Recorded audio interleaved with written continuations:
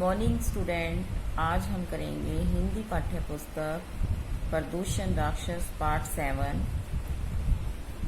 यह पाठ एकांकी विद्या में रचित है।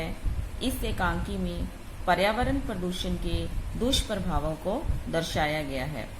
इस समस्या को मानव ने ही उत्पन्न किया है। उसके इस दुष्कृत्य का परिणाम प्रकृति के विभिन्न उपकरणों को भी भुगतना पड़ रहा है। नीम और आम का पौधा प्रदूषण की भयानक आवाजों से त्रस्त है। कोयल भी दुखी है। बरगद अवश्य साहसपूर्वक प्रदूषण राक्षस का सामना करता है। वही मनुष्य के लिए प्रेरक का कार्य करता है। हम सभी को मिलकर प्रदूषण को समाप्त करना होगा।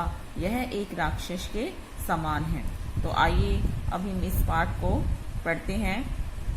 पात्र परिचय। इसमें जो पात्र हैं वो है नीम का पौधा, धरती, कोयल, बरगद, आम का पौधा, बादल, प्रदूषण राक्षस। इनके द्वारा इस कहानी को दिखाया गया है। स्थान है एक सुनसान जंगल है। दूर से भयानक सी आवाजें आ रही हैं। मैं खा जाऊंगा, किसी को नहीं छोड़ूंगा, सबको खा जाऊंगा। नीम का पौधा सहमते हुए कहता है, आमू भैया, ये डरावनी आवाजें कहाँ से आ रही हैं? मुझे तो बड़ा डर लग रहा है। आम का पौधा बोला चिंतित होकर, यह तो पता नहीं, लेकिन आवाजें हैं बड़ी डरावनी। लगता है कोई खलनायक चीख रहा है। नीम का पौधा विलाप करते हुए रोते हुए, मुझे तो उसके इरादे अच्छे नहीं लग रहे। फिर आम का पौधा कहता है दिलासा देते हुए, अरे तुम रोना धोना बंद करो, मैं अभी पता लगाता हूँ। तभी कोयल की कूकने की आवाज उभरती है। वह बरगद के पेड़ पर बैठी है। आम का पौधा, कोयल दीदी, तुम यह आवाज सुन रही हो? किसकी है? बड़ी भयानक है। कोयल कहती है, हाँ सुन रही हूँ। यह आवाज दुष्ट प्रदूषण राक्षस की है।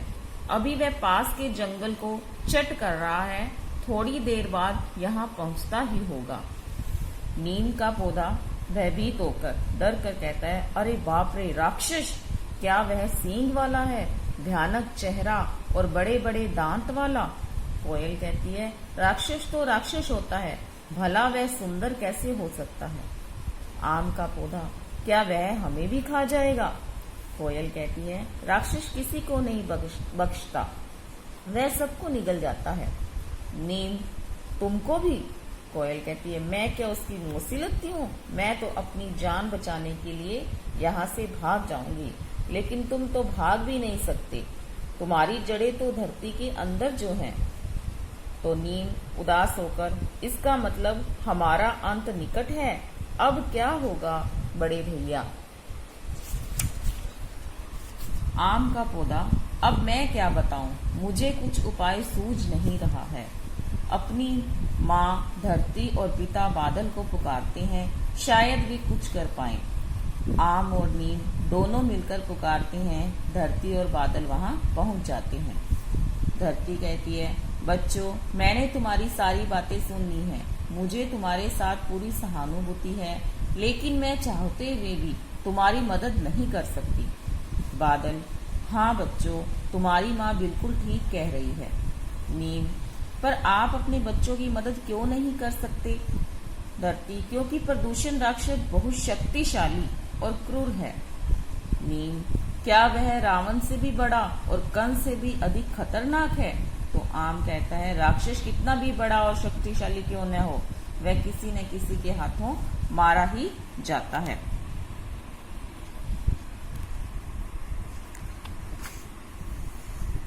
धरती, पुत्र, तुम्हारा यह कहना ठीक है, लेकिन इस राक्षस का निर्माण तो स्वयं मनुष्य ने ही किया है। नीम आश्चर्य से, मनुष्य ने? धरती कहती है, हाँ मनुष्य ने। उसी के लोभ, लालच और गलत नीतियों के कारण इस राक्षस का जन्म हुआ है। अतः हम उनसे अधिक उम्मीद नहीं कर सकते। बादल, यह हमारा दुर्भाग्य है कि हम अपने सामने अपने बच्चों को मरते हुए देखेंगे। तभी प्रदूषण के गरजने की आवाज़ नज़दीक आती सुनाई देती है। नीम और आम भय से सिकुड़ने लगते हैं। आम, माँ इस दुष्ट राक्षस ने से हमें बचाओ। प्रदूषण पहुंच जाता है। बुला लो, किसी को भी बुला लो, कोई भी तुम्हें बचा नहीं पाएगा। ये धरती, बादल भला तुम्हारी क्या रक्षा कर पाएंगे? मैंने इन्हें भी बदरंग कर रखा है। बरगद दिलासा देते हुए कहते हैं बच्चों से, बच्चों घबराओ मत, मैं यहाँ हूँ, मेरी छत्र छाया में आ जाओ। तो बरगद अपनी झुकी लंबी टहनियों को आगे बढ़ाकर दोनों को अपने संरक्षण में ले लेता है। प्रदूषण, ए बरगद दादा, देखो मुझसे पंगा मत लो। तो बरगद कहता है, चल भाग यहाँ से, तू मेरा कुछ नहीं बिगाड़ सकता। प्रदूषण असहाय स्वर में कुछ कर नहीं पा रहा, इसलिए वो उसकी आवाज ऐसे होती है जैसे वह कुछ कर नहीं पाएगा। जाता हूँ, मगर फिर आऊंगा। बकरे की माँ कब तक खैर मनाएगी। ढेर सारा धुआं उगलकर प्रदूषण चला जाता है।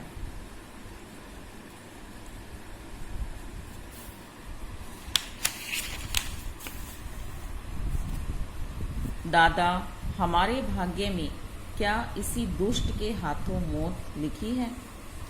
बरगद कहता है, देखो बच्चों, इस प्रदूषण से हमें मनुष्य ही बचा सकता है, लेकिन वह तो लालच में इतना अंधा हो चुका है कि उसे कुछ दिखाई नहीं देता, इसलिए उससे ज्यादा उम्मीद करना व्यर्थ है।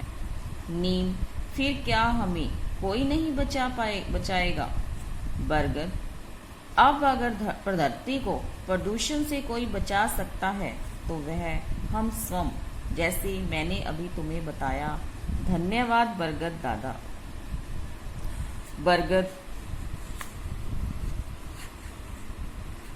मैंने तुम्हें बचा लिया, आगे भी बचाऊंगा, अन्य पेड़ पौधों को भी बचाऊंगा, लेकिन नीम, लेकिन क्या दादा? एक वायदा करना होगा, बड़े होकर तुम भी अपने छोटे भाई बहनों की ऐसे ही सुरक्षा करोगे। बादल, और मैं भी कोशिश करूंगा कि अधिक जल बरसाऊं, लेकिन क्या करूं, जहां जंगल घने नहीं हैं वहां मैं चाहकर भी बरस नहीं पाता। धरती, काश यह बात मनुष्य भी समझ पाता। नीम और आम, हम उसे समझाने की भरसक कोशिश करेंगे। बादल, करके देख लो। अच्छा बच्चों, खुश रहो, अब मैं चलता हूँ। तो यह पाठ बच्चों आपने पढ़ा, बहुत ही अच्छा प्रदूषण के बारे में इस पाठ में बताया गया है। जो पर्यावरण प्रदूषण के बढ़ते खतरे हैं उनकी ओर हमारा ध्यान आकर्षित कराया गया है कि हमें अधिक से अधिक पेड़ पौधे लगाने चाहिए, जिससे प्रदूषण से बचा जा सके। वह प्रदूषण के दुष्प्रभाव को इसमें दिखाया गया है और उसे मिटाने की आवश्यकता पर बल दिया गया है कि हमें प्रदूषण को खत्म करना होगा। इसके बाद बच्चों देखो शब्दार्थ, भयानक, डरावना, चिंतित, परेशान, बख्शना, छोड़ना, निकट, पास, शक्तिशाली, ताकतवर, क्रूर, कठोर या दुष्ट, निर्माण, बनाना, उम्मीद, आशा, दुर्भाग्य, बुरी किस्मत, व्यर्थ, बेकार, सुरक्षा, बचाव, भरसक, पूरी तरह। दोबारा रिपीट करेंगे।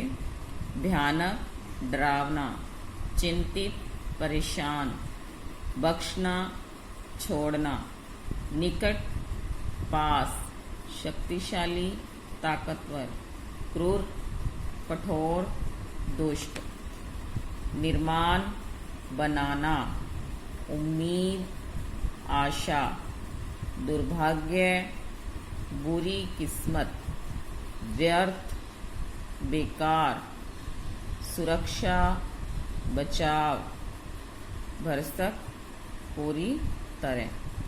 तो बच्चों, आपको इस पाठ को अच्छे से पढ़ना है और ये जो शब्दार्थ दिए हैं इन्हें आप अपनी नोटबुक में लिखें। धन्यवाद।